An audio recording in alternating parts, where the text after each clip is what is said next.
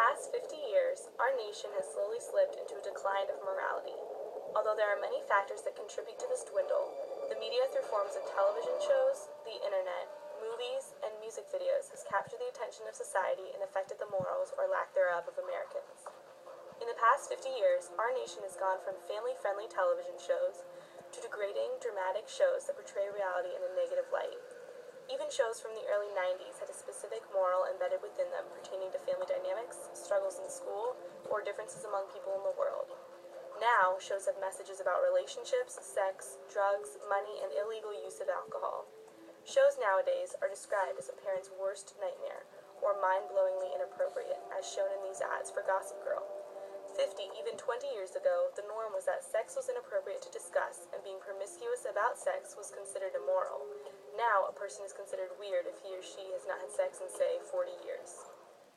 Are you a virgin? Oh, you are hilarious. This is good. You're a virgin! How can you go 40 years and not have sex? I just gotta stop trying. We gotta help the man. We cannot let you go on being a virgin. Younger generations become desensitized to things they see in the media, and producers reveal more, leaving less to the imagination.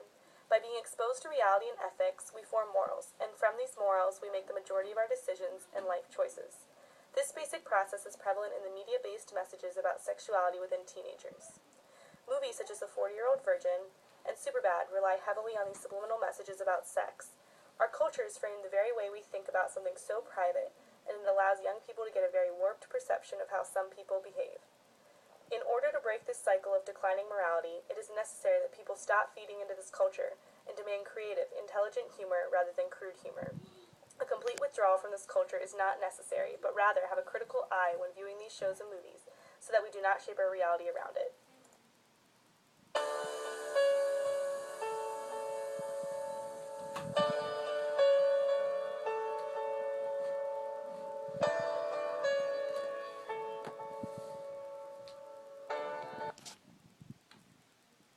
Hi, my name is Mike Clayton, and I decided to do this speech on morals because I believe our morals are declining in America today.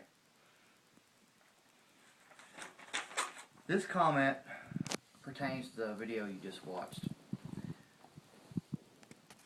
Morals schmorals, big deal.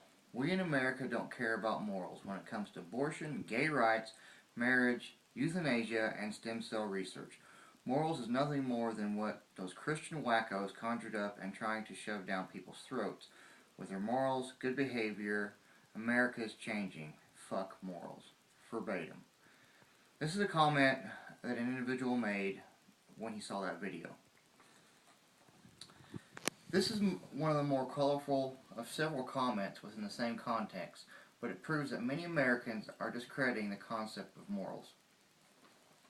Traditionally, American Christians' roots were part of the values established morals for our society.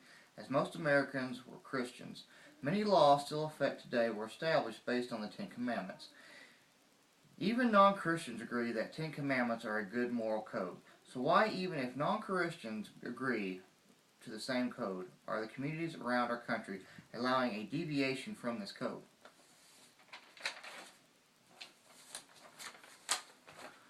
The problem is that people don't want boundaries. They're rebelling against any type of authority. They want every law and social norm to fit their own desires, even if the majority of the citizens do not participate and even disagree with their own behaviors. They claim the right to behave in what has typically been inappropriate and immoral ways. Each generation faces its new challenges of social change.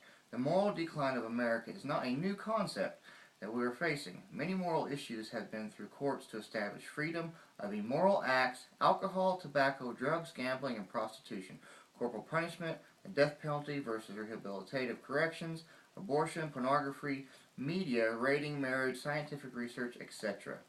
The reason people fight for these is because they feel guilty behaving in these ways and need validation that their behavior is okay and that they are right. In The Final Freedom by Alan Wolfe, we hear the 21st century is being labeled as the quest for moral freedom, which means people want to be free to decide their own morals without authoritative boundaries. This is necessity for moral constraint. Most wouldn't have enough self-discipline without some sort of spiritual, legal, or social boundaries. Jonathan Haidt also placed moral freedom in the perspective that the problem is not conditioned to be cured, but rather a challenge to be met. I say we meet the challenge head on and encourage and return our values and morals that meet our country's traditional intent. This does not mean forcing religion, but rather requiring similar values. This means maintaining moral standards in society and law in schools and families and, of course, religious organizations.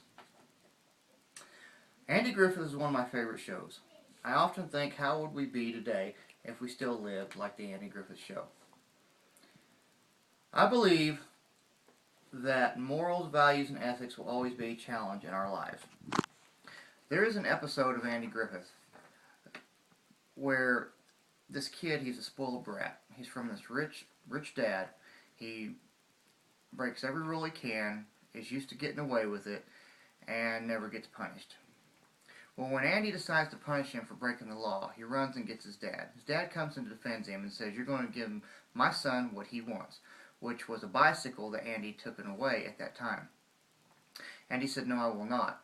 And if we don't teach these kids right now to have morals, ethics, and values and obey the law, then how are they going to be when they're grown?"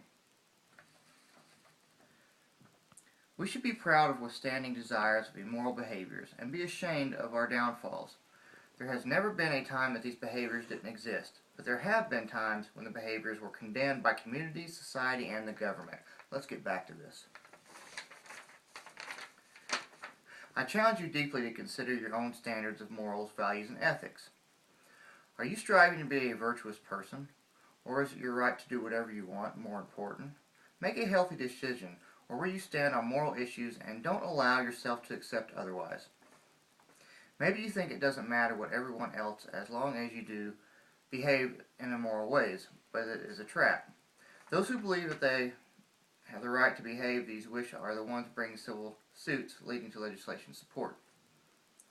Standing up for moral America with boundaries will support government rights to keep authority over the country. Thank you.